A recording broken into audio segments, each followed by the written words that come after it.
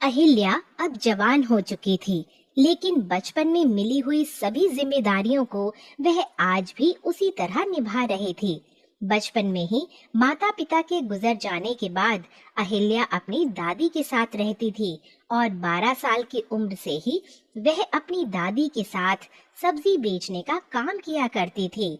समय के साथ साथ सब कुछ बदल जाता है। उसकी दादी अब काफी बूढ़ी हो चुकी थी और अहिल्या अब गली गली सब्जी बेचने के लिए जाया करती थी।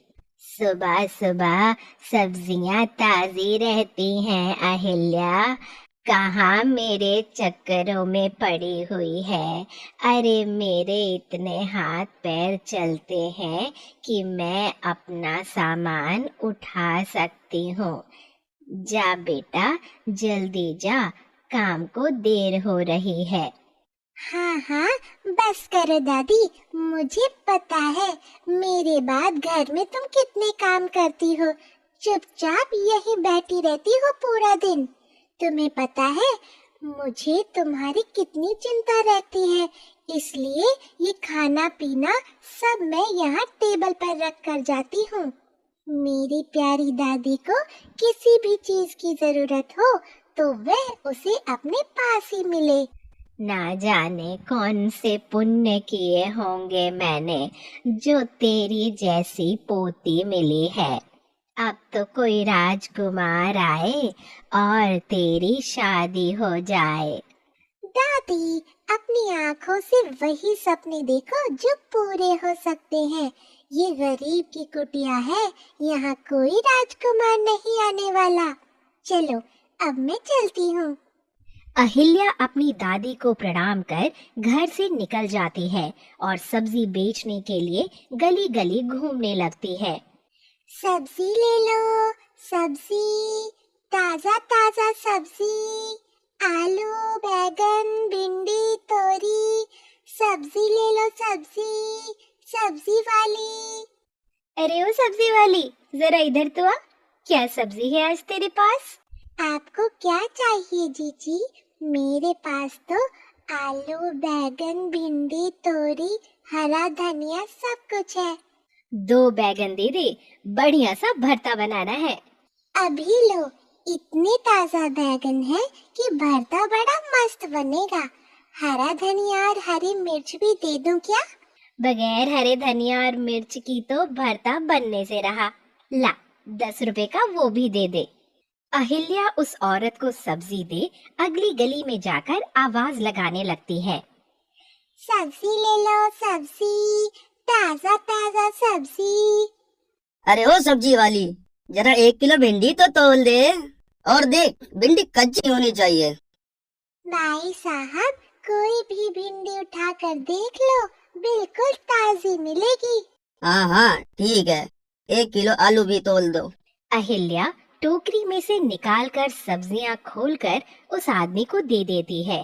तभी वहां पर 3-4 औरत और आ जाती हैं और वह सबको सब्जियां देने लगती है।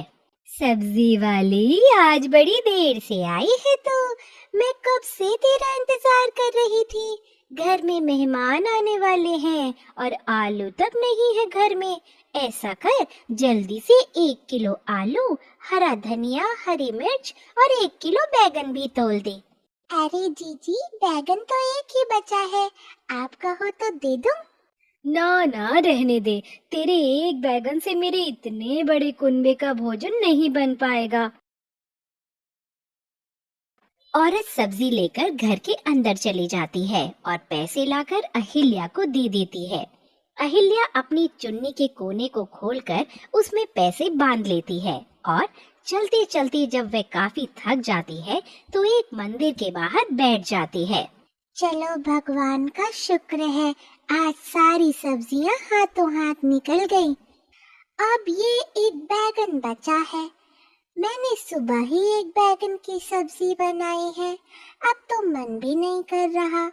ऐसा करती हूँ, यहाँ मंदिर में रख देती हूँ, पुजारी के काम आ जाएगा या वो किसी और को दे देंगे। यह सोचकर अहिल्या बैगन को लेकर मंदिर में भगवान शिवलिंग के पास रख देती है। तभी उसे आवाज सुनाई देती है। भगवान के दर्शन हो गए मुझे तो। क्या ओहो भाग्य पाए हैं मैंने। धरती पर आने के बाद कभी सोचा न था कि इस तरह मंदिर में आकर भगवान के दर्शन करने को मिलेंगे। अहिल्या, तुमने तो मेरा मन खुश कर दिया। मांगो तो सही, क्या चाहिए? हे भगवान, ये मैं क्या देख सुन रही हूँ। सब्जियाँ भी कभी बोलती हैं। जरूर बैगन के अंदर कोई भूत होगा। नहीं नहीं नादान लड़की, मैं तो ये जादुई बैगन बोल रहा हूँ। मैं एक जादुई बैगन हूँ और आज तुम्हारी वजह से मैं आज मंदिर में भगवान के दर्शन कर पाया हूँ। मैं सब काम कर सकता हूँ। मुझे उठा लो अहिल्या, अपने घर ले चलो। आज के बाद मैं तुम्हारे साथ रहूंगा। तुम्हें जिस भी चीज की जरूरत हो मुझे बताना। तभी अहिल्या देखती है कि एक बूढ़ी औरत मंदिर में आती है और भगवान के आगे हाथ जोड़कर रोने लगती है। कितना तिरस्कार करवाएगा भोलेनाथ। 2 दिन से भूखे घूम रही हूँ। जिसके दर पर जाती हूँ सब मुझे लताड़ देते हैं। तूने मुझे इस धरती पर भेजा है। तू ही मेरे जलपान का प्रबंध कर, वरना तो मैं तेरी चौखट पर अपना सर पटक पटक कर मर जाऊंगी। ऐसा तो न कहो बूढ़ी माँ।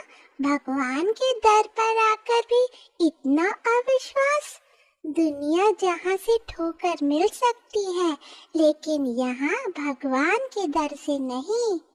लगता है ये बूढ़ी अम्मा काफी दुखी है। इन्हें कई दिनों से खाना नहीं मिला है और ना ही इनके पास पैसे हैं।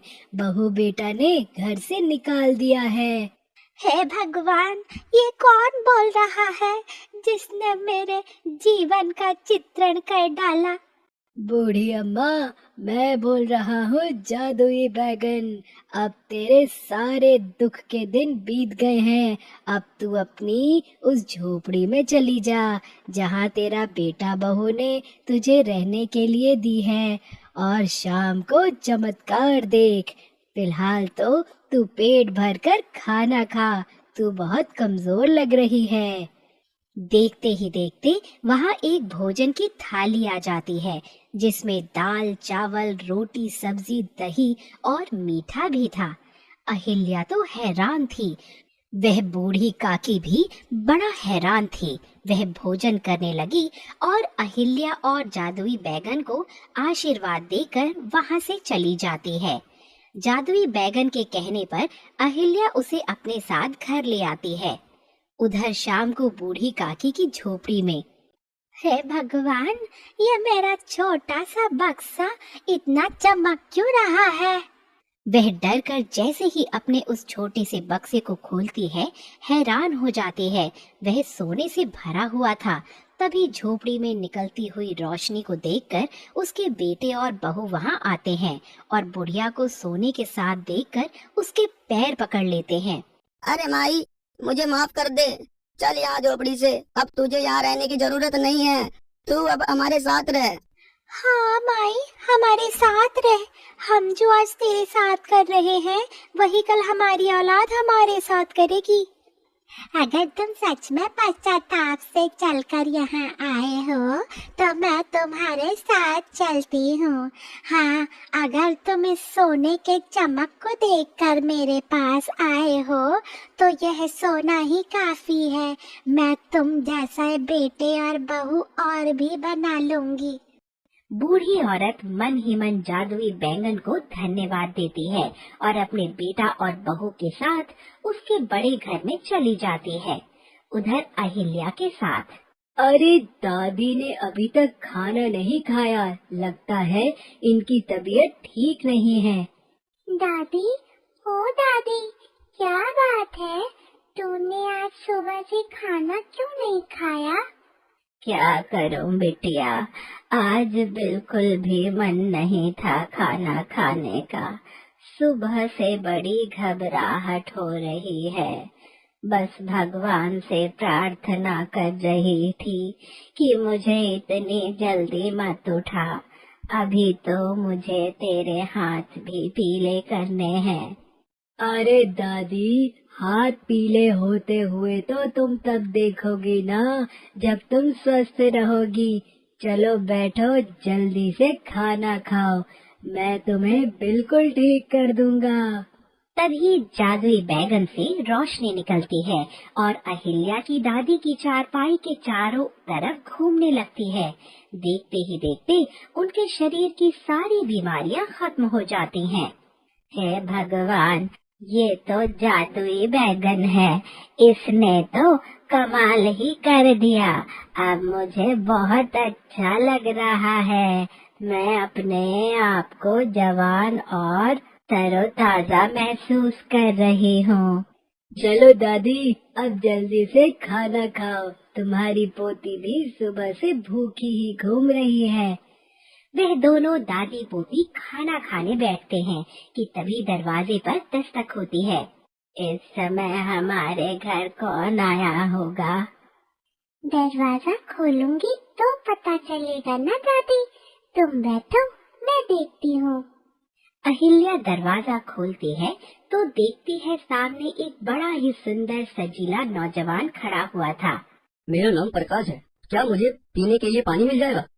आ जाओ प्रकाश, आ जाओ, मैं तुम्हारा ही इंतजार कर रहा था। अरे तुमने तो मेरी बात का बुरा ही मान लिया था। तुम्हें पता है मैं तुम्हें कहाँ कहाँ ढूंढ रहा था, और एक तुम हो जो यहाँ बैठे हो। जादुई बैगन और प्रकाश को बातें करता हुआ देखकर अहिल्या और उसकी दादी हैरानी से दोनों की तरफ देख रही थी कि तभी प्रकाश दौड़ कर आता है और बैगन को उठाकर गले से लगा लेता है। तो मैं क्या करता, घर छोड़कर ना आता तो? तुमने उस दिन कहा कि अगर तुम कोई मेरे लिए लड़की ढूंढ सकते हो तो ढूंढो, तो मैंने तुम्हारे लिए एक अच्छी और सच्ची और सुलझी हुई लड़की देख ली है। अरे तुम दोनों तो लगता है एक दूसरे को जानते हो। आपस में क्या खिचड़ी पका रहे हो, जरा हमें भी तो बताओ। ये प्रकाश है, मैं इसी के पास ही रहता हूँ। हम बहुत पुराने दोस्त हैं। प्रकाश के माता पिता चाहते हैं कि उसकी शादी एक बड़ी ही समझदार लड़की के साथ हो जाए, लेकिन वे ऐसी लड़की ढूंढ नहीं पा रहे थे। मैंने प्रकाश से कहा, तुम अपने लिए खुद एक लड़की ढूंढ लो। तब इसने गुस्से में कहा कि अगर तुम्हें ढूंढनी है तो ढूंढ लो। फिर मैं गुस्से में वहां से गायब हो गया और अहिल्या के पास आ गया। अहिल्या एक बहुत ही प्यारी लड़की है और प्रकाश, मैंने तुम्हारे लिए अहिल्या को पसंद किया है। ये सुनकर अहिल्या शर्मा जाती है। प्रकाश अहिल्या को ध्यान से देखता है तो वह अहिल्या को अपना दिल दे बैठता है। दादी माँ, अगर आपकी इजाजत हो तो क्या मैं अपने माता पिता को यहाँ बुला सकता हूँ? वह दोनों आपसे मेरी शादी की बात कर लेंगे। मेरी अहिल्या की तो किस्मत जाग गई। हाँ हाँ बेटा, क्यों नहीं, मैं भी अपनी पोती का विवाह करना चाहती हूँ। प्रकाश अहिल्या से पूछता है और अहिल्या भी हाँ बोल देती है। फिर प्रकाश वहाँ से चला जाता है और जादुई बैगन अहिल्या के घर को बड़ा सुंदर बना देता है।